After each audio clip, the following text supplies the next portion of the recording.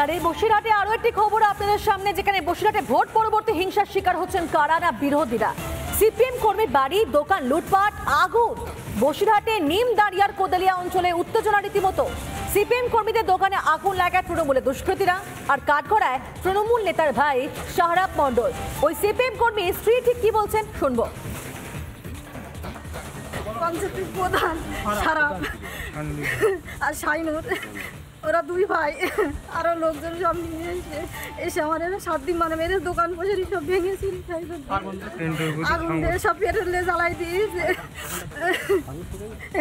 সব এসেছে। ওরা এসে বিশাল মারধর করেছে, আমার মুখ ফুলে গেছে, কিল ঘুষি লাঠিয়েছে, কিন্তু যা পেয়েছে মেরেছে।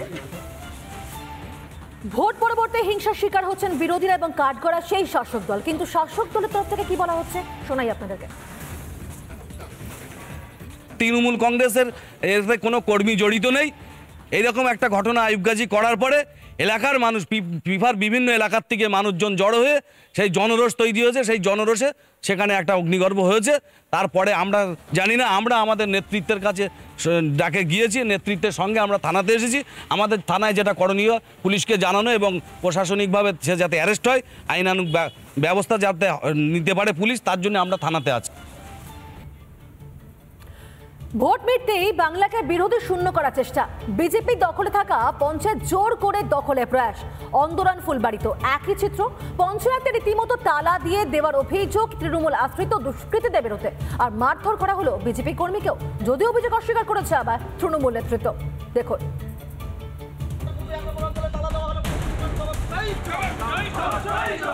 বিজেপির মণ্ডল সভাপতিকে মারধরের অভিযোগ। তালা খুলে দেওয়ার পাশাপাশি ফের তুফানগঞ্জ অন্দরান ফুলবাড়ি 1 নম্বর গ্রাম পঞ্চায়েতে তালা ঝোলানোর অভিযোগ তৃণমূলের বিরুদ্ধে।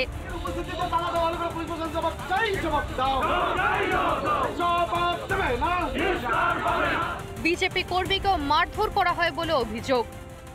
লোহার রড ফড দিয়ে বেধড়ক মারধর করলো। আমি কানে শুনতে পাচ্ছি না, এখানে এমন মারধর করছে আমার বাইকটাকে, মানে তারা বাইকটাকেও এমন মানে ভাঙচুর করেছে। আমাকে প্রাণে মারার উদ্দেশ্যে দেখুন আমার জামা কাপড় ছিঁড়ে দিয়েছে, আমি কান দিয়ে শুনতে পারছি না, এখানে রক্ত বেরিয়েছে, মানে আমাকে প্রাণে মারার উদ্দেশ্যে এটা করছে। বিবাদ আর জবরদখলের অভিযোগ তো আগেও ছিল, এদিনও ঘটল তার পুনরাবৃত্তি। অভিযোগ বিজেপি বিধায়ক মালতী রাভা রায়ের উপস্থিতিতেই গ্রাম পঞ্চায়েতের তালা খুলে পঞ্চায়েত প্রধানরা অফিসের ভিতর প্রবেশ করেন। তারপরই ফের তালা ঝুলিয়ে দেয় তৃণমূল আশ্রিত দুষ্কৃতীরা, এমনটাই অভিযোগ। এখানে প্রশাসনের মদতে এই যে পরিষেবা বন্ধ হচ্ছে, এর দায় কে নেবে? যদিও এই অভিযোগ অস্বীকার করেছে তৃণমূল, পাল্টা অভিযোগ পুরোটাই সাজানো বিজেপির।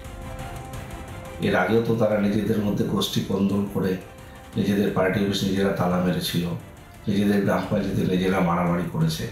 এ ধরনের ঘটনা থাকলেও থাকতে পারে, কারণ মালতী দেবীর বিরুদ্ধেও বিজেপির বহু লোকের ক্ষোভ রয়েছে, সাধারণ মানুষের ক্ষোভ রয়েছে, এলাকায় তিনি সময় দেন না। বারবার বিরোধীদের হাতে থাকা পঞ্চায়েত অফিস তালা মারা হচ্ছে এবং তা যখন পুনরায় খোলা হচ্ছে তখন আবার তা তালা মেরে দেওয়া হচ্ছে।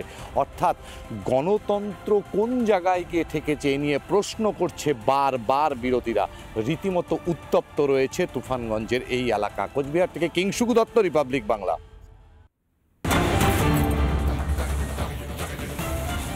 আর এই মুহূর্তে শুরুতেই আমরা বসিরহাটের দিকে নজর রাখছি, যেখানে গতকালও সেই ছবি দেখিয়েছিলাম আপনাদের। আর এই মুহূর্তে সেই গতকালের ভর সন্ধে যেভাবে বসিরহাটে শুট আউট চলে, সেই মুহূর্তে সিসিটিভি ফুটেজ দেখাচ্ছি আপনাদেরকে। দেখুন, তৃণমূল কর্মীকে লক্ষ্য করে গুলি, যখন তৃণমূল কর্মী আলতাফ, আর গুলি চালায় কারা না বেশ কয়েকজন দুষ্কৃতী। দফায় দফায় এ নিয়ে উত্তেজনা সৃষ্টি হয় বসিরহাটে। তৃণমূল কর্মীকে গুলি, বিক্ষোভ, ঘটনাস্থল থেকে ব্যাগ ভর্তি বোমা পর্যন্ত উদ্ধার হয়েছে। আর বোমা ভর্তি ব্যাগ ফেলেই পালায় সেখানে দুষ্কৃতীরা। তৃণমূল কর্মীকে গুলি, প্রতিবাদে রাস্তা অবরোধ, প্রতিবাদে অবস্থান বিক্ষোভ শুরু করে দেয় আবার এলাকাবাসী। আগুন জ্বালিয়ে বিক্ষোভ পর্যন্ত করে। তবে এই মুহূর্তে সিসিটিভি ফুটেজ দেখতে পাচ্ছেন আপনারা। অন্যদিকে যেভাবে রাতভর সেখানে উত্তেজনা তৈরি হয়, সাধারণ মানুষরা তারা বিক্ষোভে ফেটে পড়েন, সেই ছবি আরও একবার একেবারে সকাল সকাল আপনাদের সামনে। গতকাল ভোর সন্ধ্যেতে একেবারে বসিরহাটে শুট আউট, তৃণমূল কর্মীকে লক্ষ্য করে গুলি, জখম হয়েছেন তাতেই তৃণমূল কর্মী যার নাম আলতাফ। গুলি চালায় বেশ কয়েকজন দুষ্কৃতী, অন্তত সিসিটিভি ফুটেজে সেটাই দেখা যাচ্ছে। দেখুন কিভাবে হাতে রিভলভার এবং তা লক্ষ্য করে একের পর এক গুলি চালাচ্ছে সে দুষ্কৃতী। সামনে একটি সাইকেল রাখা এবং তার পাশে আরো একজন, দুজন গুলি চালিয়ে সেখান থেকে একেবারে চম্পট দেয়। এই ফুটেজ কিন্তু একেবারে সিসি ক্যামেরা বন্দী হয়েছে এবং যা প্রমাণ করছে সেখানে কিভাবে হাতে বন্দুক নিয়ে দাপিয়ে বেরিয়েছিল দুষ্কৃতীরা ঠিক সেই সময়। একেবারে ভর সন্ধ্যেতে, গতকাল ভর সন্ধ্যে যে ঘটনা ঘটেছে আপনাদেরকে রিপাবলিক বাংলা বারবার দেখেছে সে ছবি, এবং তারই প্রতিবাদে বিক্ষোভ দেখান এলাকাবাসী। রাস্তা রীতিমতো তারা অবরোধ করে দেন। কি বলছেন স্থানীয় বাসিন্দারা শোনা যাক একবার।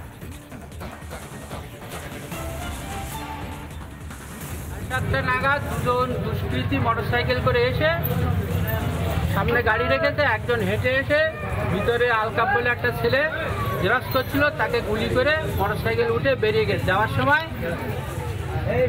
হাতে বোমের প্যাকেট ছিল, প্যাকেটটা ফেলে দিয়ে বেরিয়ে গেছে। এরা কারা যারা গুলি করতে এসেছিল বা বোমা রেখে গেল? এরা কারা তা কি করে বলবো, দেখে চিনতে তো পারিনি কেউ।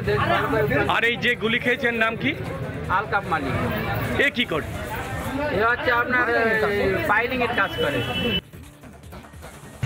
এই অবরোধ আজকে খুব দুঃখের অবরোধ। আমরা এই লোকসভা ভোট 2024 লোকসভা ভোট করেছি। এখানে বিরোধী পিপা পঞ্চায়েতে কোনো জায়গা নেই, ওদের অস্তিত্ব নেই, পায়ের তলায় মাটি নেই। আমাদের অ্যাক্টিভ একনিষ্ঠ কর্মীকে গুলি করে আজকে সে আজকে মৃত্যু থেকে পাঞ্জা লড়ছে। তাই আমরা কর্মী ভাইরা বিক্ষোভে কেটে রাস্তা নেমে পড়েছি।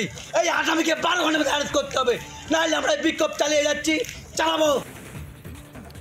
আর বসিরহাটের শুট আউটকে কেন্দ্র করে স্থানীয় তৃণমূল এবং বিজেপি নেতৃত্ব কি বলছেন শুনবো এক এক করে।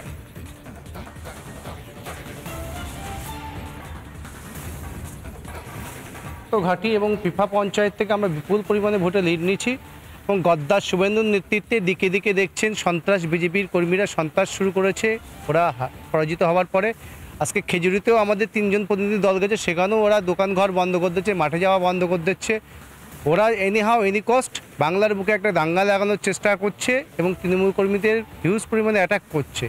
এই দিন বেশি দিন চলতে পারে না।